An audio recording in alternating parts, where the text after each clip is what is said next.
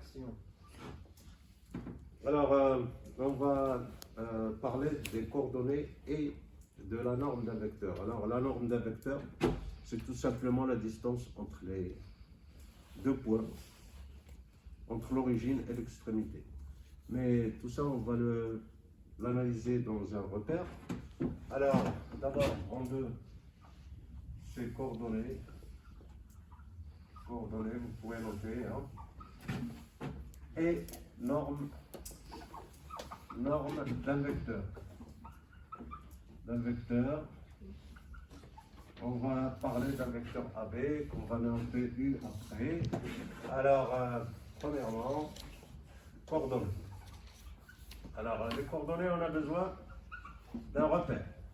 Du plan. Le plan, c'est celui du tableau.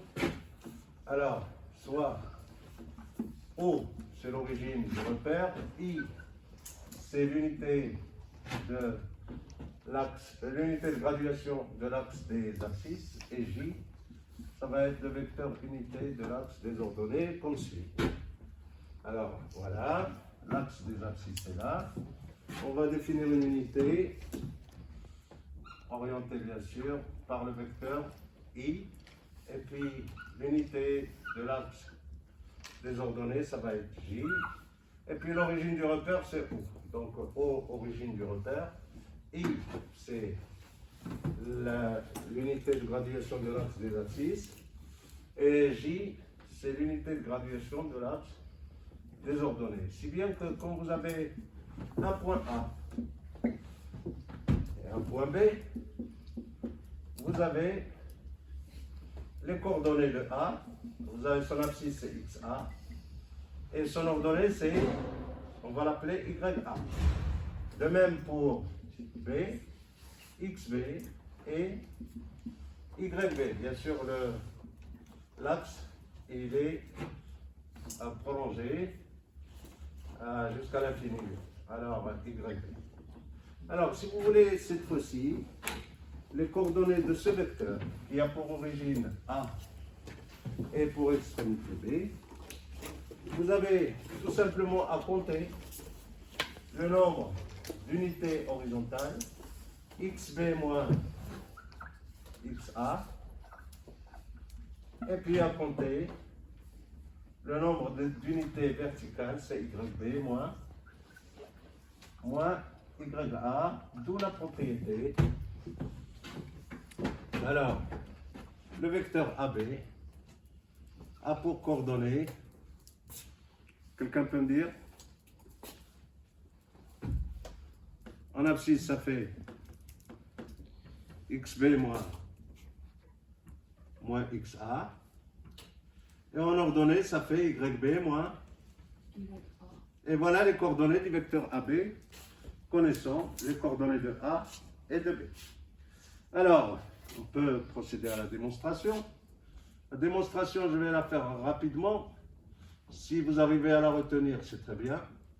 Sinon, il suffit de la comprendre. Alors, on part du point O jusqu'à A. On va avoir OA. C'est égal à combien de fois I? C'est XA fois I. C'est-à-dire les unités de l'axe des abscisses. Même chose, plus YA fois l'unité de l'axe des ordonnées qui est J. Alors, OB, on va faire la même chose. OB, c'est égal à XB fois I, bien sûr. Et puis, plus YB fois J. Alors, si bien que le vecteur AB, en utilisant la relation Charles, AB, c'est égal à AO plus, il peut compléter, en utilisant la relation Charles, AB est égal à AO plus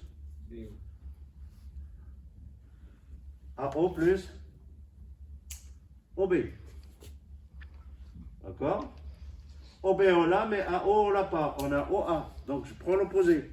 Alors finalement, ça va faire. Alors, AO, je prends l'opposé de XA, et puis plus OB, je prends XB, ça fait XB moins XA, plus unité de graduation de l'axe des abscisses, plus YB moins YA, unité de l'axe des ordonnées.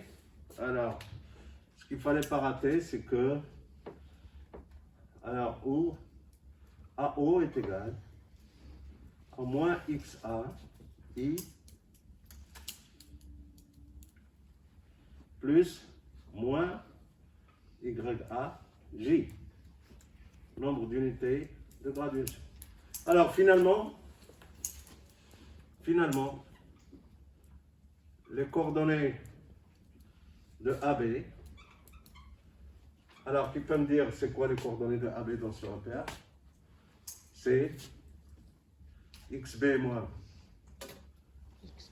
XA et YB moins YA. D'accord? Alors, maintenant, on va aller rapidement pour la norme. Norme de AB. Alors, on va dans la figure, on va utiliser un point C ici, de façon à ce que ABC soit un triangle rectangle. Alors, ABC et rectangle est un triangle rectanglant C. Alors, ce que je demanderai, c'est qui peut me donner les coordonnées de C en fonction de celles de A et de B. Quel est l'abscisse de C? C'est le même que celui de B. Alors, XC, c'est XB. Et l'ordonnée de C, c'est le même que celui de A. Bien.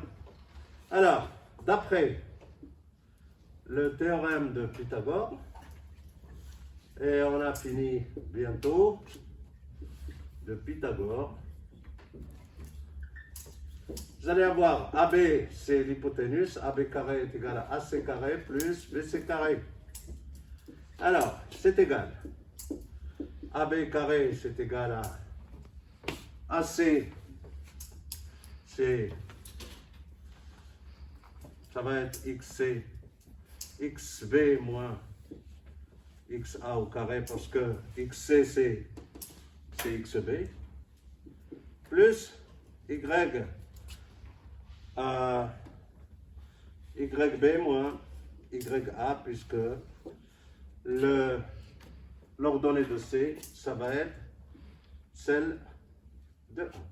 Et finalement, les coordonnées du vecteur, enfin la norme, finalement, norme de AB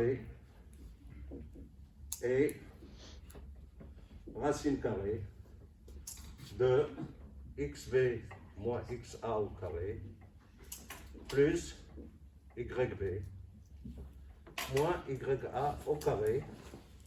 En notez, norme de AB, c'est la distance AB. Voilà, c'est tout.